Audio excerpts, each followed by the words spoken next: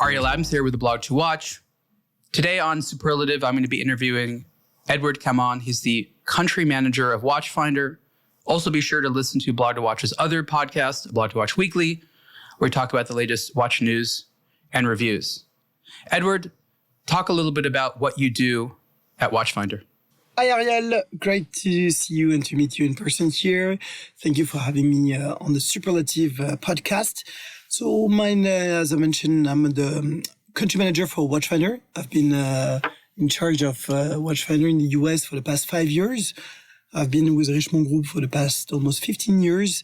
And since 5 years, the objective of the Watchfinder route was to launch the business in the United States after almost 16 years of activity in United Kingdom, Europe, and Switzerland. So it's been a pretty exciting journey so far. We had a lot of things happening, and I have a lot of things to share with you today. So for those that you don't know, or that don't know, Watchfinder, again, started in the UK as a pre-owned watch dealer. It was independent. And then it was acquired by Richemont. And Edouard, correct me if I'm wrong, but even to this day, it's still the only pre-owned watch company that Richemont has purchased. It's sort of an interesting asset that doesn't have a lot of neighbors. Like Richemont owns a number of watch brands, but there seems to be only one Watchfinder that the company has. Is that correct? That's very correct. Actually, there's only one Watchfinder, overall with such an exhaustive experience and skills, gathered among time. So Watchfinder, for those of you who are not that familiar, has been founded in 2002 in the UK. So very strong of UK expertise. They have reached up to 10 retail stores in the United Kingdom, then opened in Europe, in Paris, in Switzerland, Geneva, Zurich, and in 2020 in the US. So in 2018, to track back, Richemont had decided to acquire Watchfinder and then help the international expansion. Indeed, Richemont is primarily focused on primary brand. With Watchfinder, the objective is also to tap, a new and to link the pre-owned and the new goods journey for the clients. You mentioned that in the UK, Watchfinder had a bunch of retail locations. I knew a little bit about this. I haven't sort of been to any of them. But I want to ask you why it was that a company that was primarily designed for e-commerce decided that it was a good idea to own and to open up physical locations. I'm sure there's a good reason, but I don't think intuitively people understand why.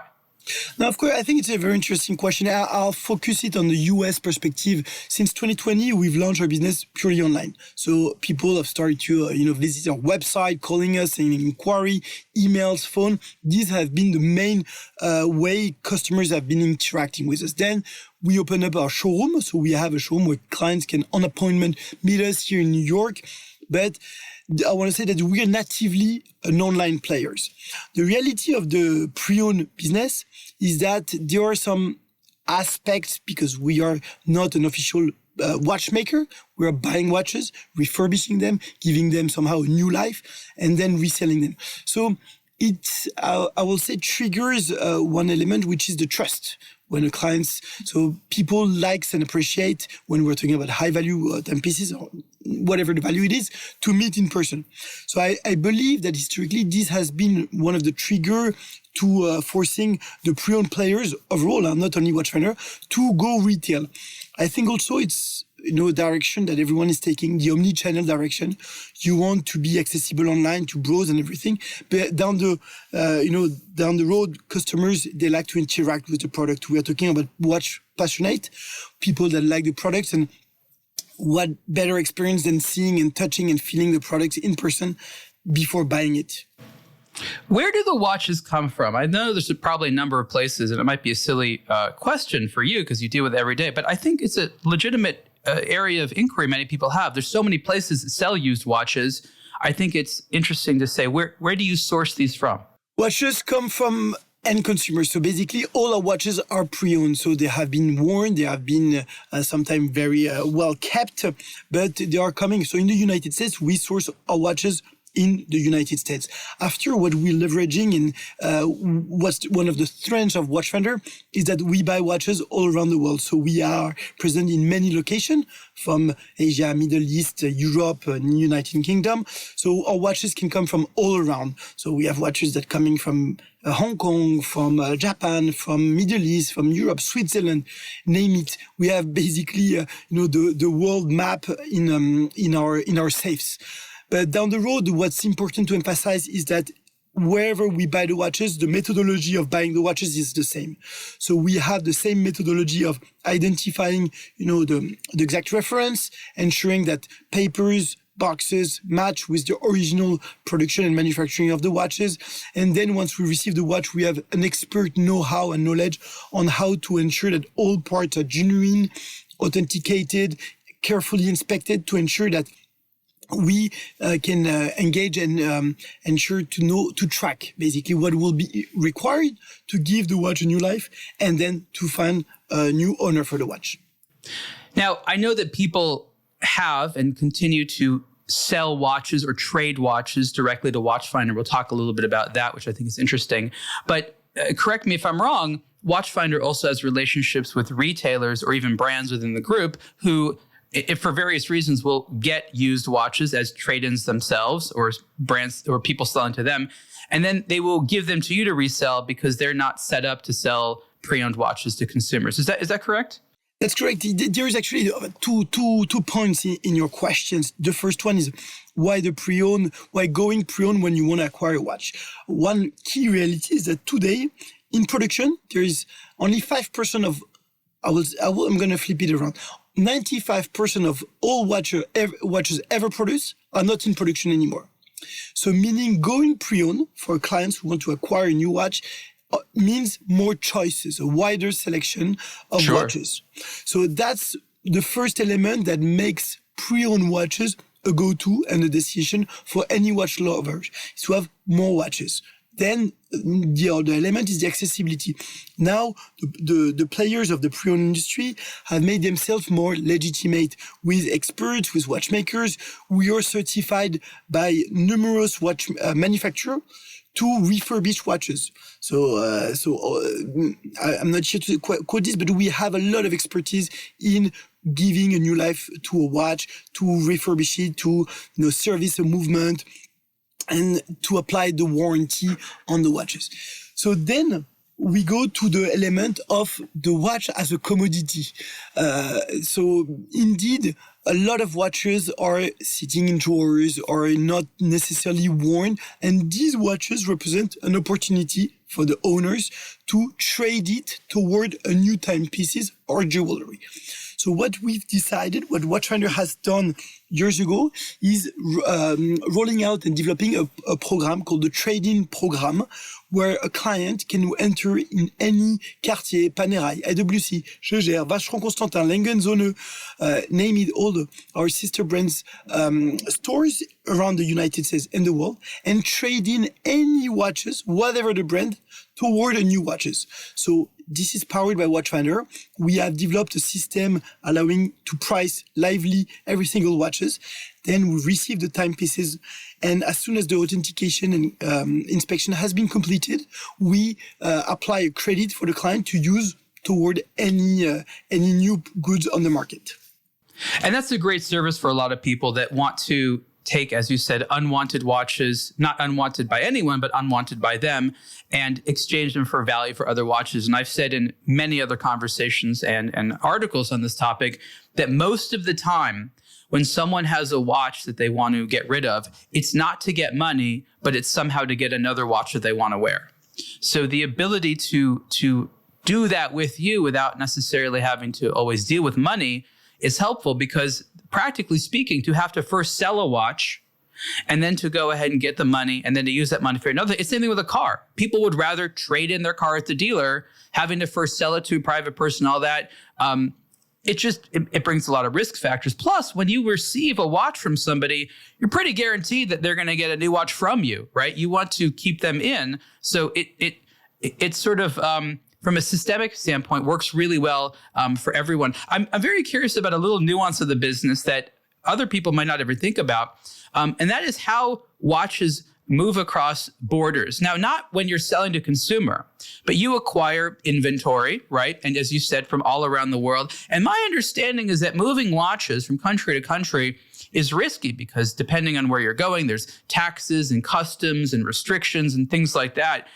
Is there a secret way that you take unsold inventory from Asia to the United States, from the United States to Europe? Is there ways of doing this, or does it actually cost a bunch of money anytime you move inventory from country to country? Without falling in the specificities of it, we are lucky to have structures and offices in each of those countries where we buy watches. So basically, it's an entity of Watchfinder buying in Hong Kong. It's an entity of Watchfinder buying in Switzerland, same in France. So this is the way Watchfinder has structured itself in order to be able to have some buying offices and also selling offices all around the world. So after indeed moving products, no, you need to declare a product when you import a product. So this is why also when Watchfinder buy watches in the US, we ask our clients whether the watch was imported legally, whether all the elements are valid, because this is very important to be mindful and careful with this aspect. Do you have to be a company that's set up like you are with multiple offices to do this? Because it sounds like you need to have the structure to move these watches efficiently. Otherwise, it just becomes an expensive headache. Watchfinder, I decided to go that route. I'm no expert about the others, so I'll let you ask other people. From my point of view, I think it's easier, less risk, and offer more opportunity to have local positioning. But as I mentioned, I'm only in charge of the United States, so my knowledge stops there. I think it's just interesting for consumers because what they found is that there's a lot of companies that deal with pre-owned watches regionally, but they're not international businesses. You know, for example, in the United States, watch lovers for a long time looked at watches in Japan. There's a lot of great pre-owned watches in Japan. We all know this, but it's not easy to buy them because there's all these restrictions and things like that unless you sort of go there. And so that's the reason that even on platforms like Watchfinder or eBay, for example, sometimes even though those platforms are international, the watches stay regional, and moving them around different places is challenging. And I just think that most people that don't quite know the pre-owned business don't consider that watches sometimes like to stay in borders. So it's the most convenient that watches purchased in America stay in America and then are resold to consumers in America. Do you see anything in the future that changes that, or for the foreseeable future, watches will tend to want to stay in the region that they were originally sold? To my knowledge, there is no specific reason for this to change in a short term. After, I'm not aware of all these. The current geopolitical decisions happening in our country and others are tending to push me to think that way. But after, I'm no politician, so I don't know how will be the direction tomorrow. But what I want to highlight is that, you know, there are a lot of marketplace and platforms that are proposing watches from all around the world. What I always say to my customers and to Watchfinder customers, and even to friends that just wanted a piece of advice, is that look carefully, because when you buy a watch on the opposite side of the world, you're going to pay some taxes, you're going to pay some shipment, and once you receive, what guarantees you that you can return it easily? So this aspect is sometimes risky, and the risk sometimes doesn't worth to be taken. Yeah, I think that's if I had to put in a nutshell why to do business with a company like Watchfinder, it is really sort of a lack of headaches. You know, forget the fact that you check the authenticity, you refurbish, and that you offer your own warranty. That's all really nice and more than most others. But if there's an issue, you know, you want to deal with it. You want people to be customers for a long time. You're not looking to make one quick transaction. The way that you grow as a business is having people do repeat business with you. And being able to say like, hey, there's an issue, is so crucial, because you're right. A lot of times, if you go the more Wild West route and feel like you found something special, you could run into a hidden issue. I have, you probably have, a lot of other people have. But that's sort of what's interesting, is even though it's part of the last mile issue where it's like you get people excited about the watch, but then you want them to actually do the transaction. And when you go online, sometimes, especially with used watches, prices are all over the price. And I don't think consumers always know how to judge really what the risk is with sometimes the lowest advertised price. Sometimes it's the lowest advertised price for a reason. And really it's like spend $500 more, but get a lot more reassurance. That can be worth it, right? And I think that's the simple calculus to make. Clearly, you are very right. I think we are somehow lucky in the United States in the sense that it's a mature market. So people are very used to trade. They trade their cars, you mentioned, they trade their phone, their home utilities, whatever. So it's really engraved in the mindset. So what I really personally appreciate a lot in the day-to-day business is that we have people in front of us that want to trade. There is a form of also excitement when they are trading a watch toward a new one. But where I put really the strongest emphasis in managing the team here in the US is about the quality of our service. So we want to reply in speediest way, to our clients, but also in terms of quality of the product. And proudly, I can share that it's been almost 3 years now that we have opened our own facility in Fort Worth, Dallas, where we inspect, authenticate, refurbish watches with experts. We have moved experts from the United Kingdom that have been working with Watchfinder for a very long time over there. And locally, we're also leveraging our expertise with the group to acquire more talents there. So what I want to say here is that really it's all about, at the end of the day, we're talking about mechanical goods. Whatever can happen. So it's like a car. Issues can happen. We're here to face it. We're here to avoid them. And if it were to happen, we're here to ensure that the clients get support and, the right level of assistance in order to fix the situation. One of the reasons I think Watchfinder is so good at so many things is that you do so many things. And I want to give an example, and I'd love your opinion on how the company splits this. In addition to actually having a bit of a marketplace where third-party retailers can sell on your platform, you also have your own inventory. And to my knowledge, there's not a lot of companies that sell pre-owned watches who both invest in their own inventory and offer a way for third-party companies that go through your validation checks to sell on that platform. What's different between those two models? What do you like more? Maybe explain why it is that Watchfinder does both. This is a very good question, and a few of my banking friends have been asking me. The reality is, if you don't have skin in the game, you don't really play it. So originally the business of Watchfinder has been to acquire watches, to know with their expertise how to refurbish it and to resell it. So it's been 5 years. In other words, since the beginning, the company has owned its own inventory. That's how it started. It's always been like this. Yeah, exactly. There was no consignment. Then it has been rolled out and added. The main specificity behind it is that there's only a limited amount of watches you can ever buy, especially when you're talking on very high value. There's not necessarily a multitude units of them. So instead of entering Warbit, we are saying, okay, let's partner with people in order to offer to our customer the widest, selection. So the marketplace is a complement of assortment to our current selection of watches. So Watchfinder will still buy watches from our clients. We will still trade in watches. But what we've decided is also to partner with the best in class. So thanks to your UK expertise, we've launched the marketplace almost 2 years ago. We've launched it in the US a few months ago. And we decided to partner with not all of the partner that exists in the US, but with the finest one and the one that we want to partner with. And we decided together to walk the path of becoming a marketplace while keeping Watchfinder's level of services. What does it mean? If today you're interested in trading your watch toward a marketplace watch, you can.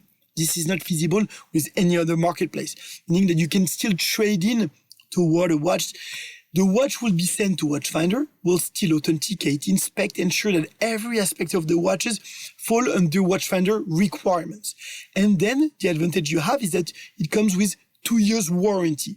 So all the struggle about the authenticity, the quality of the product, and down the road, the potential issues that could come are removed thanks to Watchfinder expertise.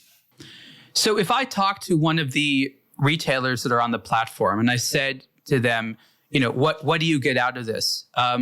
Obviously, they're going to probably say, well, more eyeballs. But in your opinion, what is in it for these retailers who, they can sell themselves, but what's worth it for them to be on this platform? What do they gain that they don't get by doing by themselves? I don't want to reply on the behalf of anyone else. I think what they get, it's it's just some end clients buying the products. The reality is that Watchfinder has become one of the leader, if not the leader, of pre-owned watches. So if you want tomorrow to buy your watch from a pre-owned perspective, you go at Watchfinder.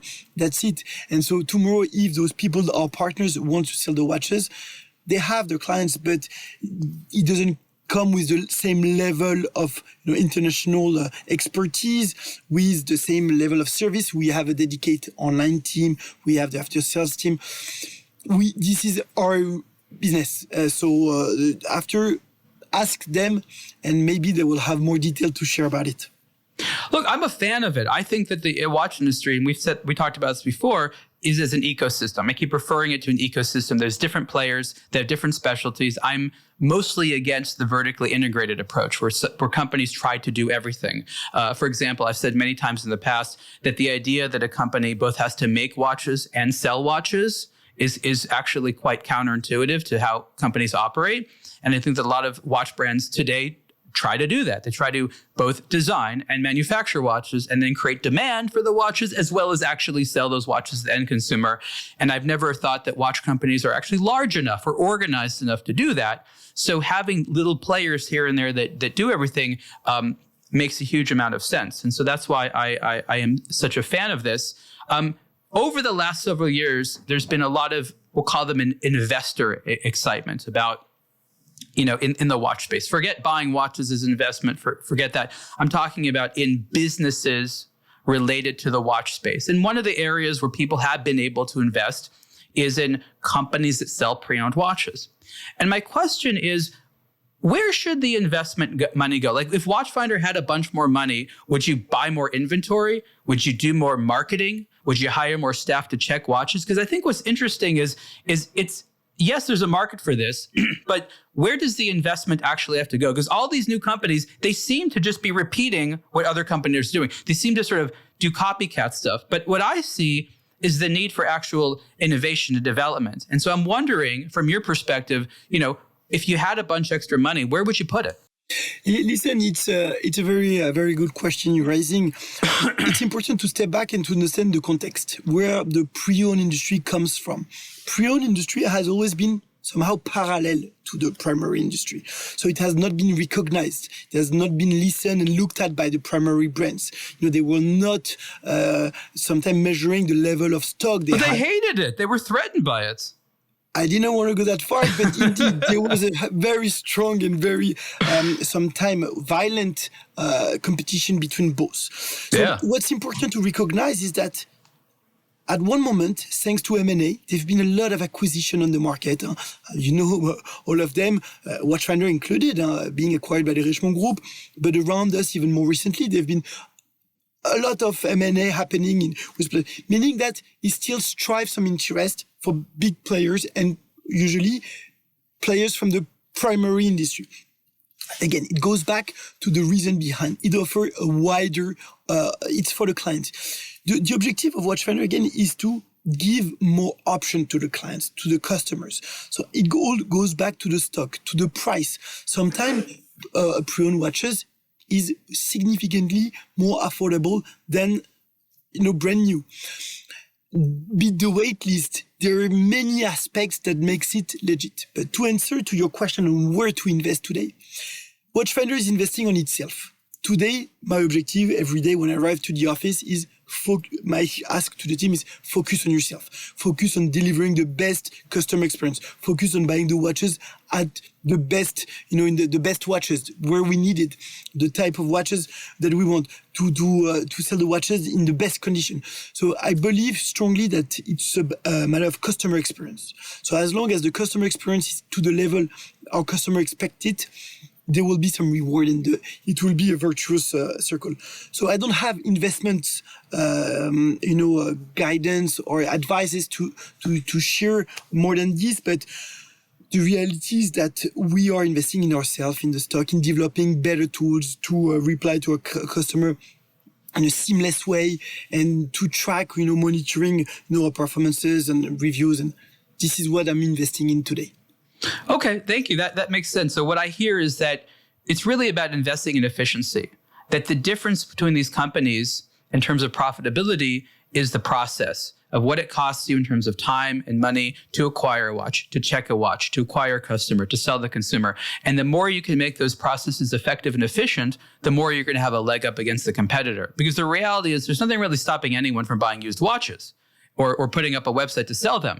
But if you want to have stable, ongoing practices, you basically have to have as few problems as you can, and you have to control your costs. Because at the end of the day, consumers online are looking for a good cost. And yes, they want reassurance and things like that. But if there's too much of a difference in price between you and a competitor, the consumer often is going to take a risk on that. So it really is about offering a very high level of service at the lowest price possible, which is, again, the challenge of many businesses. But it seems to be that is the battleground on the pre-owned space. No, clearly, this is, it's a battle on every angle, from a price, from a service level, from stock assortment, having the finest watches that no one else has. And so it's tough, it's intense, but that's what makes it exciting. At the end of the day, when we have a client very happy calling us, say, I was not expecting the watch to be at that level of quality. It looks like it has never been worn despite being 18 years old. We had this call no later than an hour ago. And client coming back, the loyalty is very key. And at the end of the day, our objective is to remain close to our customer, to understand what are their needs, how we can make their journey even more easier, to sell the watches, to buy a new watch, to trade it. So we are here to make, the experience the easiest as possible. But what's interesting is to look at the new generation. And Watchfinder is kind of always in advance, I think, compared to any other players, is we try to explore, what's coming up. So, no later than in 2024, we released a great, study about the Gen Z behaviors with pre-owned products. And what's very interesting to see is that they see this as an investment. So more than 30% of them consider that it's a safer investment than gold, than real estate, than wine. So you see the new generation, they're sensitive to it also. So what we want to do is also to tackle every aspect. So, there is a lot of people. Traditionally, we were dealing with collectors, people very highly, knowledgeable about watches. And the reality is that we always say to our clients, in many instances, they know more than us. Not better, but they've been buying the watches. Not all of us are. So we need to stay humble. We need to accept that every day we're learning something by exchanging with our clients. And the new generation are also embracing this. And the impact of online culture, the design deal breakers, like the branding aspect. The new generation, they are very sensitive to it. And so everyone is embracing the pre-owned products. This is my message. How would you sum up the major differences between the newest generation of potential watch buyers and people that have been in this hobby for a couple of decades? To summarize it, I have one data. The Gen Z shoppers, they will likely outspend previous generation by double, meaning they are ready to spend $10,000 tomorrow, when millennials, they were spending, they had a budget of 5,000, and baby boomers, they were 2,000. So it's the level of investment they are ready to trigger and to pull in order to accomplish desire, to, the symbol, the status symbol. So this is what distinguishes generation today. After they're all thriving by the same, the usual suspects are still, generating a lot of enthusiasm. I will not name any brands, but we see some fluctuation, trends. And what I appreciate with this industry is that it really reflects the trend. So, right now we see smaller cases, the precious metals coming back. So what we do is really to follow the trend, the price, the transaction, and the direction of the industry. In terms of taste, my suspicion is that at the end of the day, if you become mature enough as a watch collector, you like the same types of things. But I could be wrong. Do you find anything fundamentally different about the preferences of sizes, materials, designs between some of the newer generations and the older ones? I believe that all collectors go through phases and will eventually reach something. But of course, in trying to choose what watches to share with them, you have to know what they like. So are there any differences between the tastes of the newer and older generations? Yeah, clearly. The new generation we have identified recently, they're more inclined to purchase smaller goods that can be considered as accessories. So, watch with a smaller case size that can be considered as a bracelet. This has been more, a trend recently. Also, as I mentioned, the precious metals. So, because it falls again on the accessorization part of it. When older generation, they are more driven by the complexity of the timepieces. They are more looking about the high complication, the specificities, the know-how, the craftsmanship behind it. And some others, they're just looking about the easiness to read time. We have some clients that call us, I want a watch where I can easily read. My eyes are not working as well as they used to. So we want a big dial with, hands and big numbers and index that can allow. So it's what makes our job very pleasant today is that we're replying to a lot of desires, preferences, and type of consumers in the end. That makes sense. I want to talk about the tricky topic of pricing. I find this so fascinating, and it's something that people don't think too much about. It used to be back in the day, if you were a pre-owned watch dealer, you would basically come up with the price off the top of your mind. It would be sort of an emotional decision. You'd be like, I think I can get away with this. And of course, if a customer came in, you would work with them a little bit, but I'll call it a highly organic and individualized approach to pricing. More recently, you can't really do that, right? You can't have a couple of people making emotional decisions about watches on the same business across thousands of watches and things like that.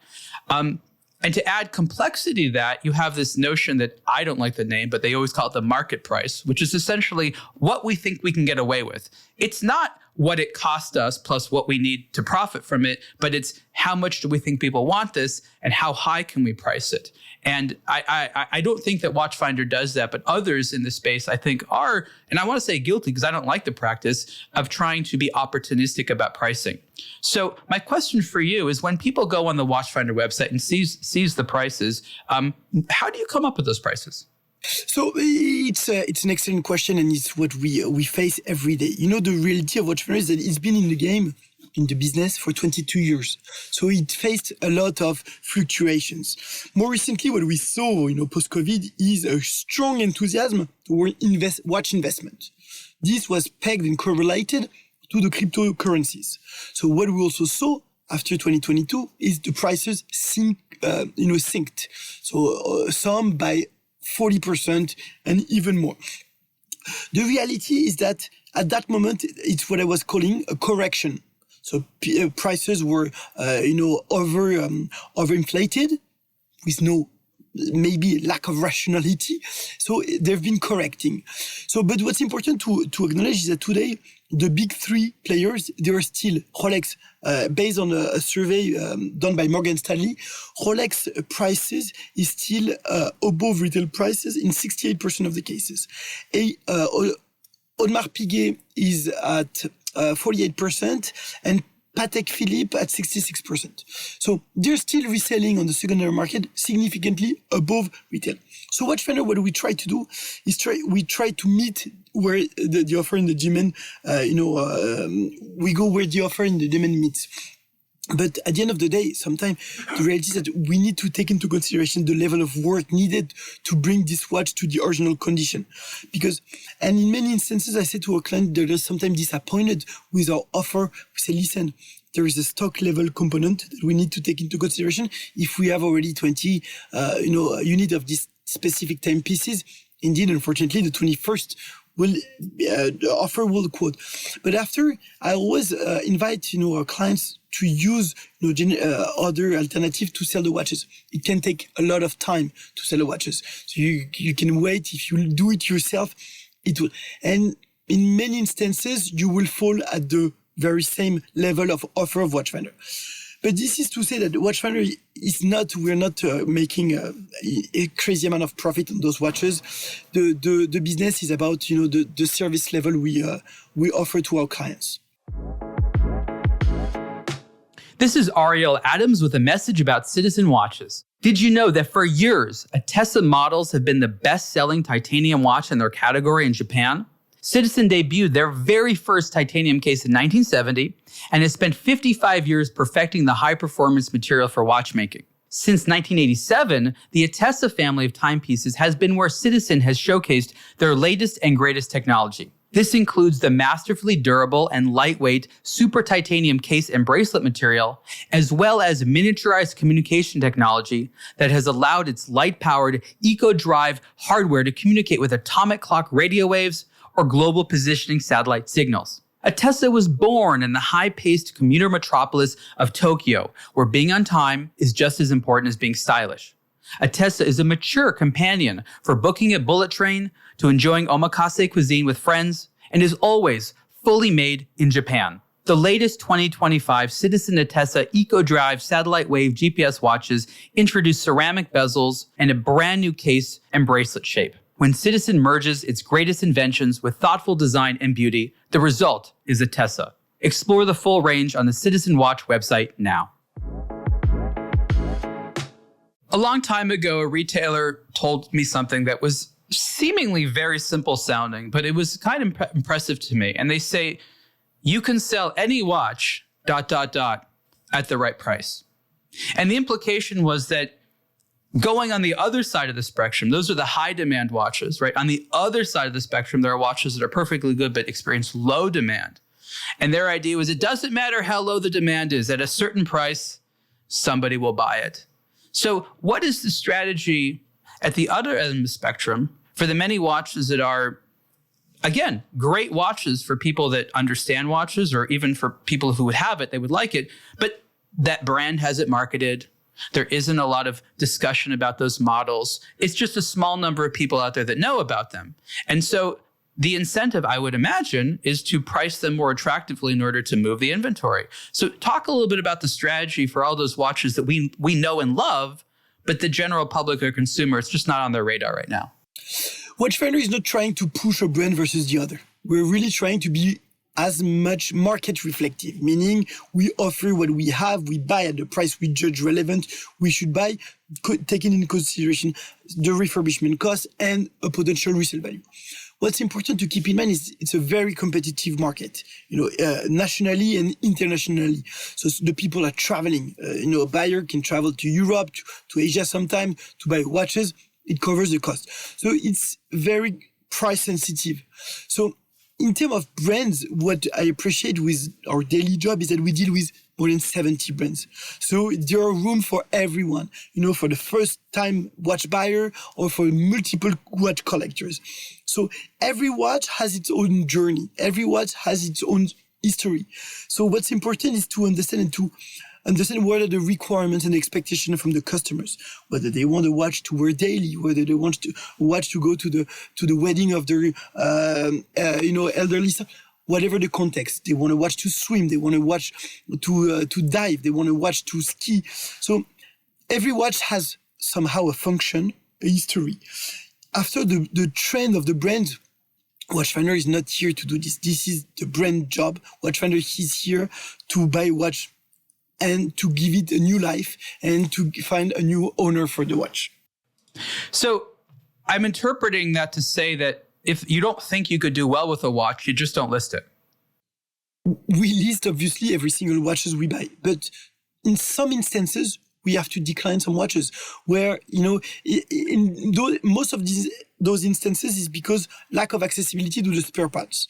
If we cannot refurbish a watch, if a watch has been, if the brand is not in activity anymore, how can we fix that watch and ensure that the watch will work for at least the next years and our warranty to be implemented? So this is one of the basic rules. If we don't have access to the parts or we don't have the know-how internally to fix this watch, we will not be in position to buy this watch. And this happens for a lot of vintage watches. It's very specific in many instances. Manufacturers, they don't produce the spare parts anymore. It's very time consuming to get it fixed by the manufacturer itself. So in that case, for the sake of everyone's time, we have to politely decline it. But that's it's rare instances. We sell watches from a few hundreds US dollar to a few hundred of thousand US dollar. So the spectrum is pretty significant. I think what's important to say for those who maybe haven't explored these sites is that Watchfinder is very good at what they do, but is not trying to sell every watch that exists out there. There's plenty of timepieces and brands that are maybe too small or too new or don't have the infrastructure to even be relevant for a company like Watchfinder, which is, again, one of the reasons why the marketplace out there is open to many marketplaces. But I think it's true to say that there's a specific type of product, even though it's across many type of brands, that does well in Watchfinder. And I'll call it, for lack of a better term, mainstream luxury, right? These are not watches that only hardcore collectors can appreciate or even live with. These are watches that would be good for people that are both into watches, but also just want nice items. And so what I like about it is sort of a very department store kind of feeling where everything looks nice. You choose really good watches, but also I don't think there's a fear that someone's going to walk away with an item that they fundamentally aren't going to like because it's too enthusiast oriented. There's, again, a nice, I'll call it mainstream element to the curation. Would you add to that? Would you agree, disagree? I will tend to disagree, Ariel. Sorry, but mainstream, I don't think the 70 brands or more that we're carrying will consider themselves as mainstream. Personally, I'd consider each of them different.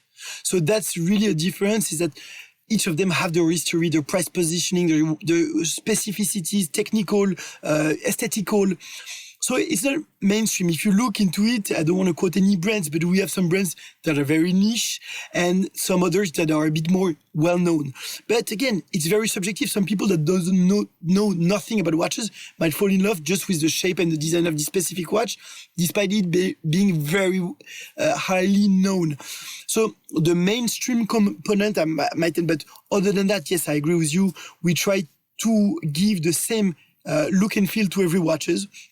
And we're not trying to push an expensive watch versus another. We're trying to offer the widest diversity, of offer to our clients in order to accommodate everyone. I want to talk a little bit more about how Watchfinder is utilized by others in the Richemont group. Because you're the only type of company that does what you do within the group, you have experience, more than 20 years of it. You have data, you have best practices. I know there's obviously synergy between the brands in the group. What are some of the ways that you help the brands, either with data or services or information? I'm just curious how they rely on you. We are a service provider, Ariel, so we are not here to disclose any data. At the end of the day, we are different companies. But what we are here to do is to offer a seamless experience to the clients of our partners.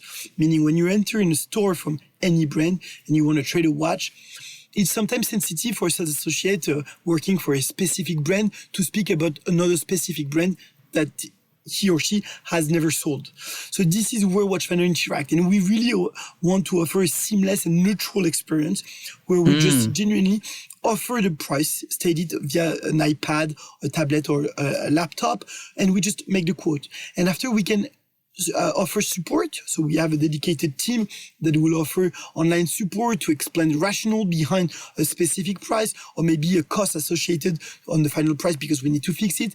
So we are a service provider at the end. So the brand on the front line, they don't spend too much time talking about the pricing because it's not their domain. It's Watchfinder expertise. So here we're here to offer arguments, explanation on the reason why, if needed, we are offering this price. But at the end of the day, we are here to, I like to say, we are a payment method. So instead of using an American Express, a Visa, whatever, you use your watch that you've never been wearing toward a piece of jewelry, toward a new watch, toward whatever you fancy among those this network of boutique. Okay, that's interesting. So let me paint a scenario that I think illustrates how this works out. I'm a watch enthusiast, and I want to get a watch, and I'm wearing a Cartier, and I'm going to a Vacheron store. I'm just using this example, okay? And I want to trade in my Cartier for a Vacheron. Now, the Vacheron store is not per se in the business of buying watches, and also they don't really know what to give me for it. So what they would do is say, you know what? We do all this through Watchfinder. I'm just going to get a quote through them, and that's the number that I can offer you. They go through that process, and they're like, "This is the number. Are you cool with it?" It's live. So you enter. We had some. I have a lot of funny stories about it, but we had a very big client of one of our sister brands that entered and said, "Listen, I want to personalize a watch." So maybe you can figure out which brand I'm talking about. And this client have more than 1,000 watches. Decided to trade in 55 of his watches. So during a few hours with a sales associate, he was just entering all the references that he wanted to turn. saying, okay, perfect. And live, he was collecting all the prices that reached a certain amount, and you can imagine a big amount. And then we said, okay, we are all agreeing with the terms and conditions. Let's get those 50 watches shipped to our servicing center. Then we received those watches. Our team worked through them. Wow. And then we just say, okay, all these are authenticated in pretty good condition, working condition at least. And then we issue the final price and the credit to the client.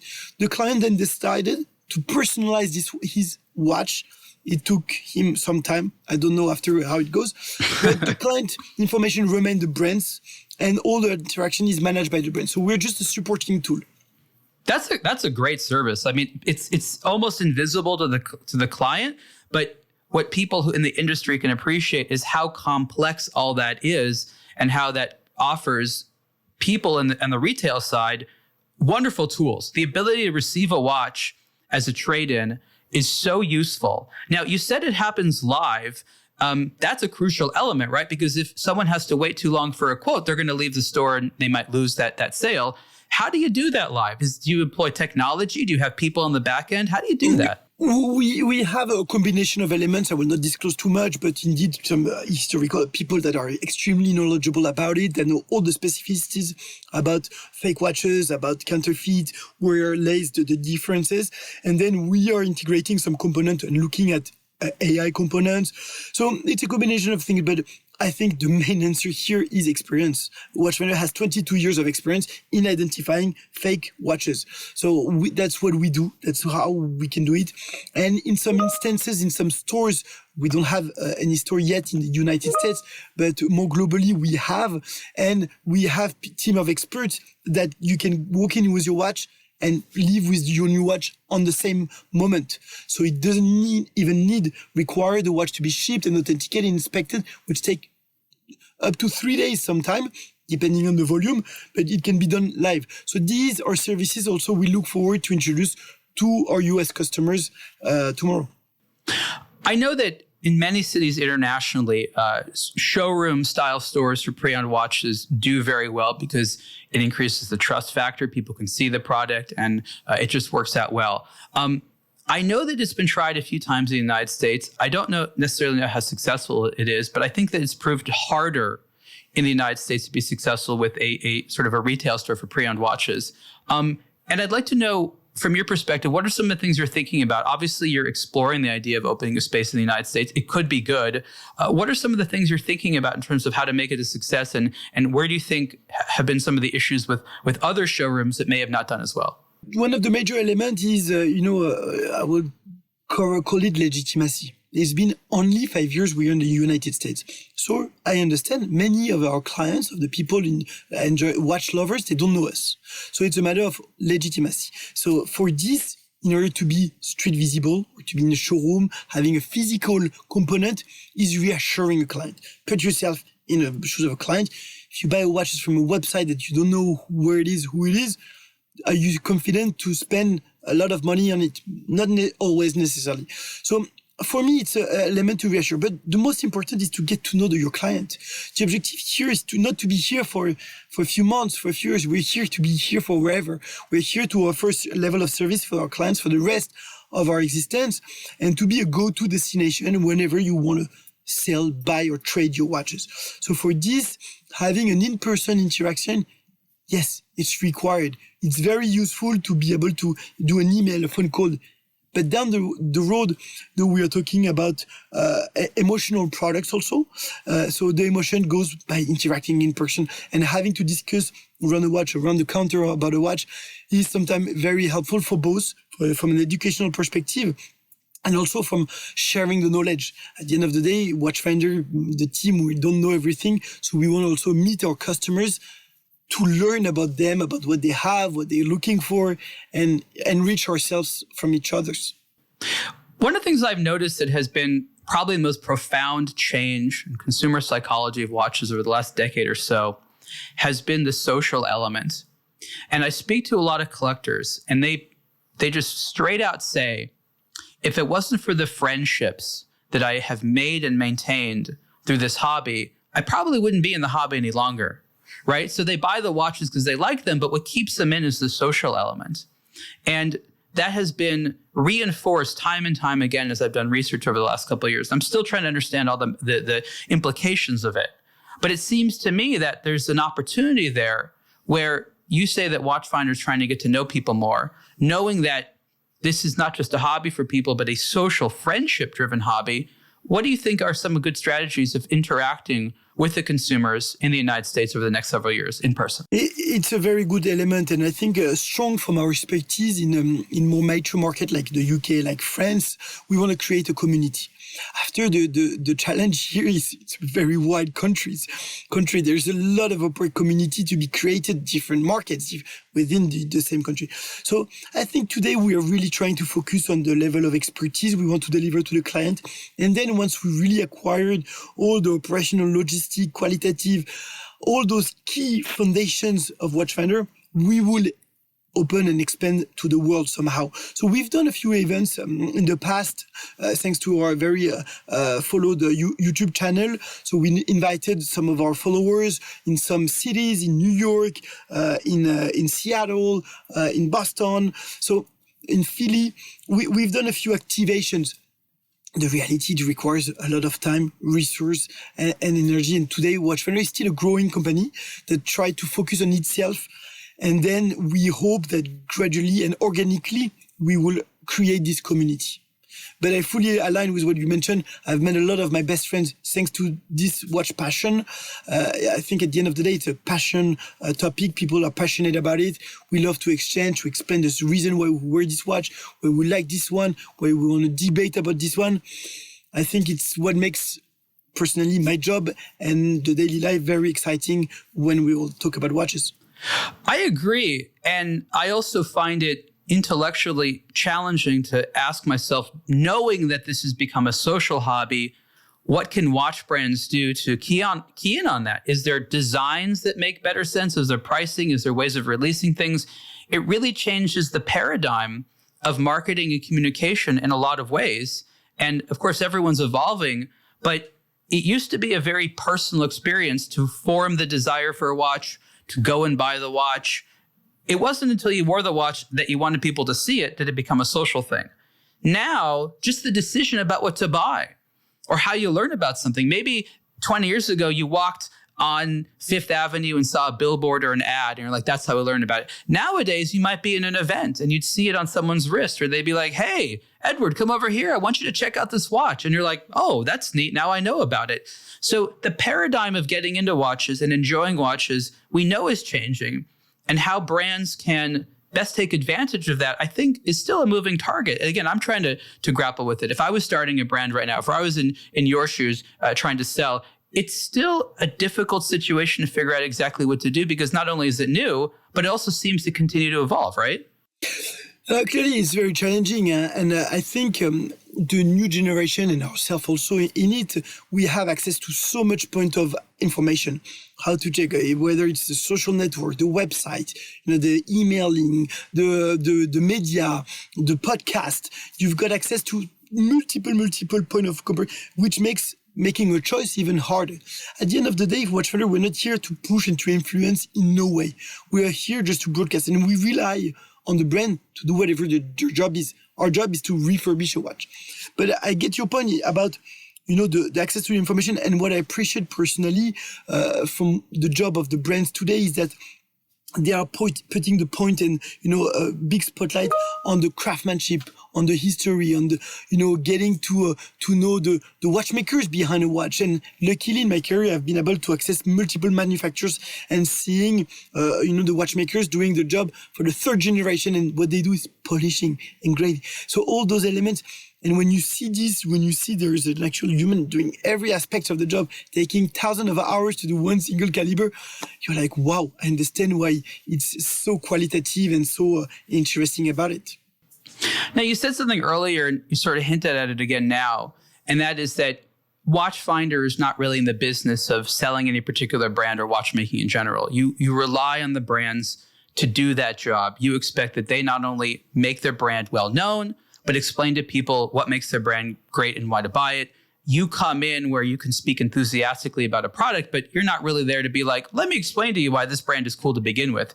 You need them to do that. And I think that's a very important statement because too many brands, I think, overly rely on the people that sell watches, whether it's new or pre-owned, to get people excited in the first place. And I think you'll agree that that's fundamentally expecting too much of the sales channel, right? But I think times have changed. You know, the industry comes from an old model of selling. So we were selling, they were forcing the distribution to buy a lot of watches and then hoping for them to sell out to end clients. Today, everyone understands there's a limited number of wrists to sell watches to, and we all need to work together and understand that, okay, how we can best accomplish this.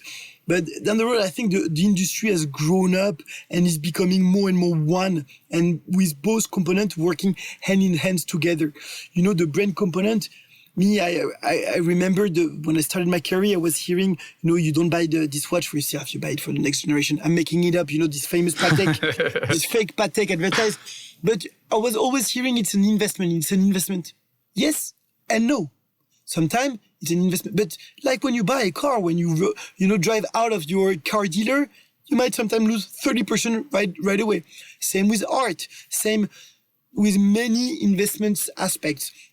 So what's important is also to shift our mindset and to agree that some brands, react better to the others, but also those brands, they invest massively in marketing, they invest massively in the retail frontage, which has a cost, which explains also, all the elements. So what I appreciate is that everyone is working in the same direction and trying, to make it the most equitable to the client in the end.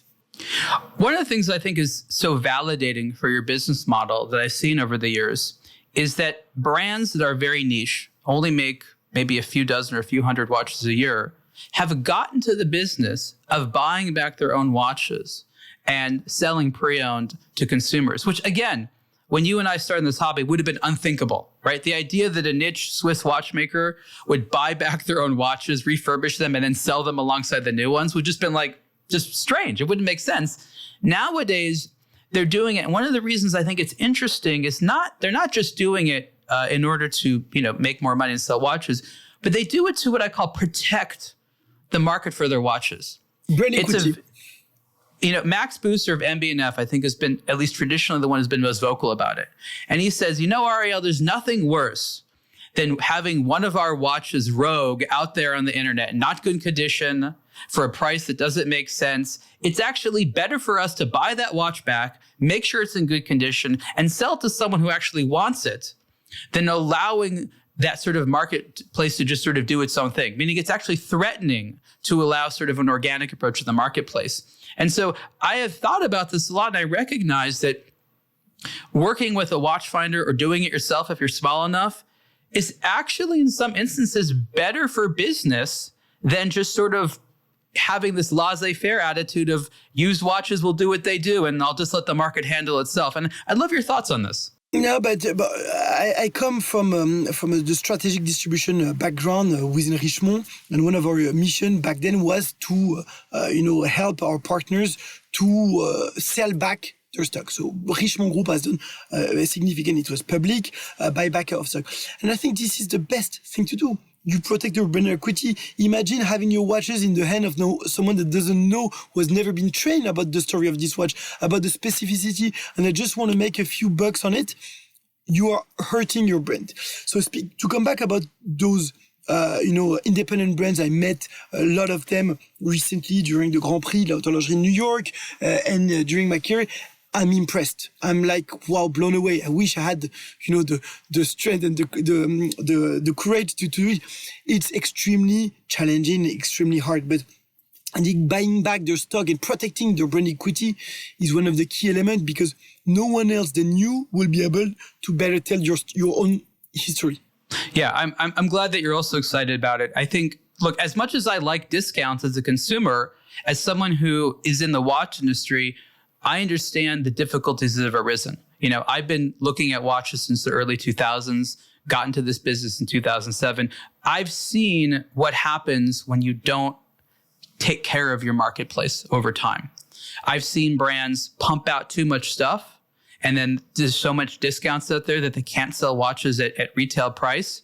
I've seen just all kinds of issues. I've seen brands who, they want to go enter a country. They have to spend the first several years what they call cleaning up the market because they can't sell more watches into it because it's so cluttered with stuff. So this ongoing maintenance and management of both new inventories, unsold inventories, used inventories, it's more and more crucial these days. And as you said, sort of like inventory management and logistics, this is, I think, the new frontier of professional managerial decisions. It's not the simple, stupid idea of like, let's see where our marketing dollars are most effective. You'll never measure that. But what you can measure is what's going on with your inventory out there, both ones you own and don't, because I think that you'll agree, a lot of businesses, this really makes it, breaks it for them. I fully align with this, and I can only attest. And recently, not that it's my job, but a close friend of mine who launched an independent brand in France asked me about this partner with this partner with this partner with this partner. My reply was less partner, more partnerships. So you use one partner, develop your distribution with this partner versus having 20 of them that will compete, and down the road your watches have more chances to decrease in prices and brand recognition and so on. So clearly, this is the industry has matured on that from that angle. You see, all the brands have shrunk their distribution, partner more strongly with some of them. They've reinforced their position. So it's kind of a chess game. So you're moving on the chessboard, and so the industry is going in the right direction. Today, there is less production also at the manufacturer level because of the cost, because of multiple elements, but everyone is going in the right direction. And personally, seeing the brand from the primary level, embracing and looking at the reaction and the positioning of their watches on the secondary, and saying, okay, this is my patrimony.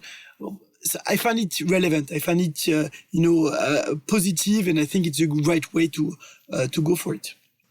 I love that you're running the U.S. market for Watchfinder because you sort of understand many angles, and I think you have the right head on your shoulders for it. So I look forward to in the next 5 years seeing what you're able to do. Before we end, because we're almost out of time, I want to summarize a point that I think is really important. 20 years ago, 15 years ago, even maybe 10 years ago, selling pre-owned watches was associated with what they just called the gray market. It was sort of seen as this underbelly, this dirty underbelly of luxury, even though it really wasn't. And I think that the turning point was when Richemont purchased Watchfinder. I think that finally added a layer of validity and acceptance to the pre-owned space, formally pulled it into the watch industry as opposed to being this outlier. And through a lot of work of your team and some others, it has been shown that a synergistic relationship between new and used is the right way to go. You have to see the pre-owned side as being a real part of the ecosystem. You can't just be like, oh, once they're sold, I don't care what happens to them. I hope that they disappear into the wild. That doesn't happen. They pop back up again. So it's not only great that these industries are working hand in hand, new and used, but also that companies like Watchfinder are part of Richemont, which again, mostly makes new products, I think shows what the future holds and there's going to be more synergy. Edouard, before we end the conversation, is there anything you want to let the audience know about where they can learn more about you or Watchfinder? No, I wanted to thank you really much for the time. I fully align with this. The ecosystem is also, it includes the customer. So what's very important is that should any customer were to have any question about how we process things, about how's the trend going on, please reach out to us. Reach out to myself directly also via the website. We'll be very happy to answer any of your questions, any of your, willingness to buy, exchange, or sell your watches. This has been the Superlative Podcast interview with country manager of Watchfinder, Edouard Caumon for the US, of course. Edouard, thank you so much. Thank you, Ariel. See you soon. Take care.